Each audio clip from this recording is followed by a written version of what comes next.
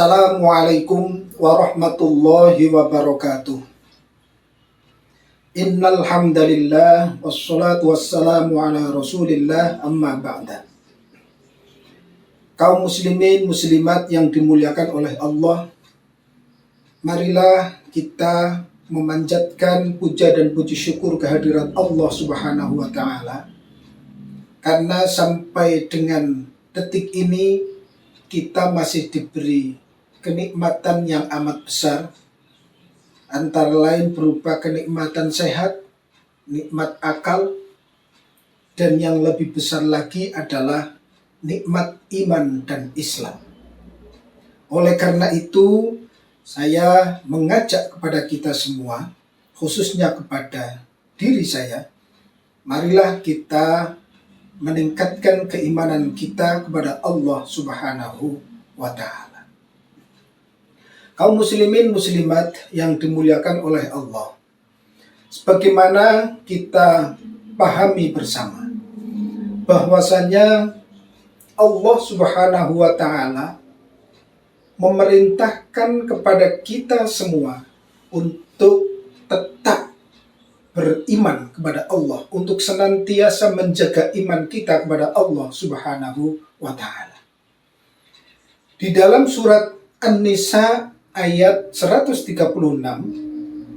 di sana dijelaskan, a'udzubillahi minasyaitonir rajim. Ya ayyuhalladzina aminu billahi wa rasulihi wal kitabil ladzi nazzala ala rasulihi wal kitabil ladzi anzala min qabl وَمَنْ يَكْفُرْ بِاللَّهِ وَمَلَائِكَتِهِ وَرُسُلِهِ وَالْيَوْمِ الْآخِرِ فَقَدْ ضَلَّ ضَلَالًا بَعِيدًا. Shadaqallahul azim wa shadaqa rasuluhul karim wa nahnu ala dzalika minasyahidin. Ayat ini kalau dilihat dari terjemahnya, wahai orang-orang yang beriman, tetaplah beriman kepada Allah dan Rasul-Nya, kepada kitab yang diturunkan kepada Rasul-Nya, serta kitab yang diturunkan sebelumnya. Barang siapa yang ingkar kepada Allah, malaikat-malaikatnya, kitab-kitabnya, rasul-rasulnya, dan hari kemudian, maka sungguh orang itu telah tersesat sangat jauh. Faqad dhalla dhalalan ba'ida. Ayat ini mengisyaratkan bahwa kita harus selalu menjaga keimanan kita kepada Allah Subhanahu wa ta'ala. Kemudian saya ingin mengingatkan kembali kepada kita semua bahwasannya iman itu harus dibuktikan dengan amal soleh. Karena antara iman dan amal soleh ini sebetulnya dua hal yang tidak bisa dipisahkan, karena ini bukan pilihan. Memilih hanya iman, tidak amal soleh misalnya, atau memilih amal soleh, tidak iman. Ini bukan merupakan pilihan. Jadi kalau kita pahami di dalam Al-Quran, Allah itu menyebutkan kata iman itu selalu dipersandingkan dengan amal soleh. Itu artinya antara iman dan amal soleh ini dua hal yang harus dilakukan. Karena ini bukan pilihan. Sebagai contoh, saya ambil dari surat Al-Asr. A'udzubillahi minasyaitonir rajim. Wal 'asri innal insana lafi khusrin illa allazina amanu wa 'amilus solihati wa tawashaw bil haqqi wa tawashaw bis sabr. Di dalam surat Al-Asr ini kita ditunjukkan illa allazina amanu wa 'amilus solihat. Antara amanu, yaitu orang-orang yang beriman, dan amal soleh ini tidak bisa dipisahkan. Kalau dalam tata bahasa Arab ini menggunakan kata sambung wawu. Wawu itu artinya mutlaqul jam'i. Mutlaqul jam'i itu berarti antara iman dan amal soleh ini harus berkumpul. Harus berkumpul di dalam satu, yaitu di dalam diri manusia. Itu yang pertama di dalam surat Al-Asr. Kemudian yang kedua, di dalam surat Al-Bayyinah ayat 7. Innal ladzina amanu wa 'amilus solihati ulaika hum khairul bariyah. Yang kedua ini di dalam surat Al-Bayyinah juga sama. Amanu wa 'amilus solihat. Bahkan di sini dijelaskan antara iman dan amal soleh ini menjadi kunci atau menjadi pertanda atau menjadi penentu bahwa dia adalah khairul bariyah, sebaik-baik makhluk. Jadi berdasarkan ayat-ayat tersebut yang tadi saya sebutkan di atas, dapat dipahami bahwa iman itu harus dibuktikan dengan amal soleh atau amal kebajikan.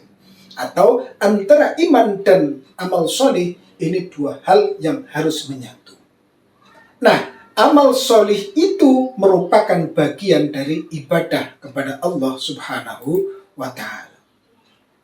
Kaum muslimin yang berbahagia, saya juga ingin mengingatkan kembali kepada diri kita mengenai tujuan Allah menciptakan jin dan manusia.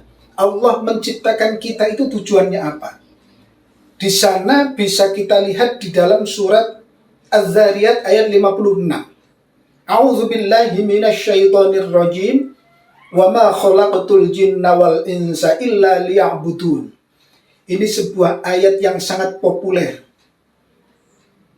Di ayat ini dijelaskan bahwa aku tidak menciptakan jin dan manusia melainkan agar mereka beribadah kepadaku.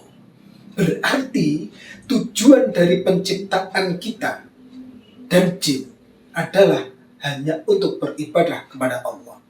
Dalam tinjauan kebahasaan, ini dapat dipahami bahwa tujuan penciptaan jin dan manusia itu tidak ada lain kecuali untuk beribadah kepada Allah Subhanahu wa Ta'ala. Oleh karena itu, berarti semua aktivitas kehidupan kita harus berorientasi atau harus bernuansa ibadah kepada Allah Subhanahu wa Ta'ala. Nah, kemudian jenis ibadah. Di dalam Islam itu secara umum ada dua jenis ibadah, yaitu ibadah mahdhah dan ibadah ghairu mahdhah. Ibadah mahdhah itu sering dimaknai sebagai ibadah yang murni, yang tidak bercampur. Maksudnya, yaitu ibadah yang tata cara, waktu, bahkan tempat, ini sudah ditentukan aturan pelaksanaannya. Inilah ibadah-ibadah yang memang berhubungan langsung antara makhluk, antara manusia dengan sang Khalik, yaitu Allah Subhanahu wa Ta'ala.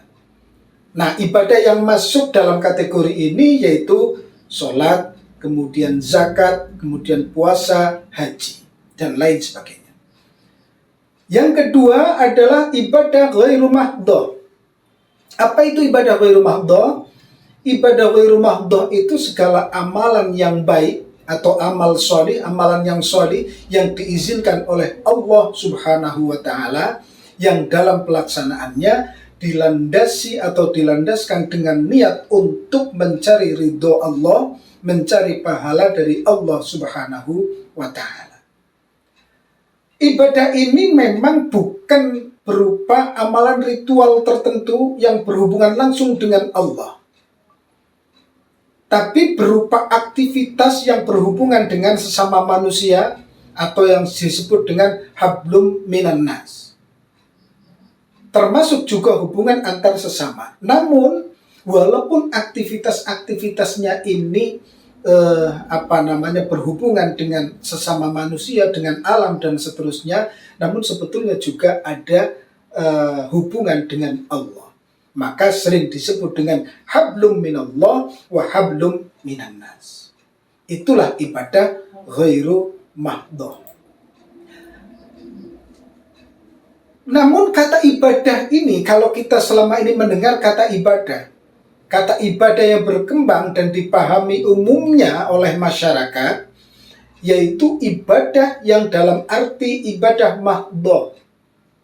Ibadah yang tata caranya, waktunya, dan tempatnya sudah ditentukan aturan pelaksanaannya.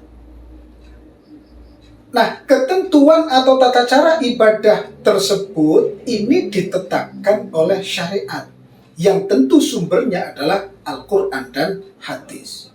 Akan tetapi ketentuan yang dijumpai di dalam Al-Quran dan hadis ini tentu sangat terbatas. Maka tata cara ibadah ini didasarkan pada praktik dan juga ketetapan Rasulullah Shallallahu Alaihi Wasallam. Misalnya saya gambarkan, ketika di dalam Al-Quran ada perintah sholat, aqimis sholat, tapi tidak ada penjelasan bagaimana tata cara sholat. Yang menjelaskan adalah praktek Rasulullah Shallallahu Alaihi Wasallam. Maka perintah Rasulullah adalah shollu kama ra'aitumuni usolli. Sholatlah kalian semua seperti halnya saya mengerjakan sholat. Nah, ini petunjuk dari Rasulullah. Selanjutnya, para sahabat sebagai orang yang menyaksikan secara langsung dan membersamai Rasulullah Shallallahu Alaihi Wasallam ini akan meriwayatkan kepada generasi berikutnya, yaitu yang disebut dengan generasi tabi'in. Demikian seterusnya, tabi'in ini akan meriwayatkan kepada generasi berikutnya, yaitu tabi'in, sampai akhirnya riwayat itu sampai kepada generasi kita sekarang. Nah, berdasarkan riwayat-riwayat itulah kemudian para ulama itu merumuskan atau mensistematisasikan tata cara ibadah yang kemudian disebut dengan fikih. Maka fikih inilah yang menjadi panduan kita di dalam melakukan ibadah kepada Allah Subhanahu wa ta'ala, khususnya adalah ibadah mahdhah. Jadi penting kita memahami fikih, karena ibadah-ibadah yang benar itu harus disesuaikan dengan fikih atau panduan-panduan tata cara beribadah yang telah disistematisir atau disusun oleh para ulama. Demikian yang dapat saya sampaikan, semoga bermanfaat. Syukron wa tumtum fil khairi wal barakati wan najah. Assalamualaikum warahmatullahi wabarakatuh.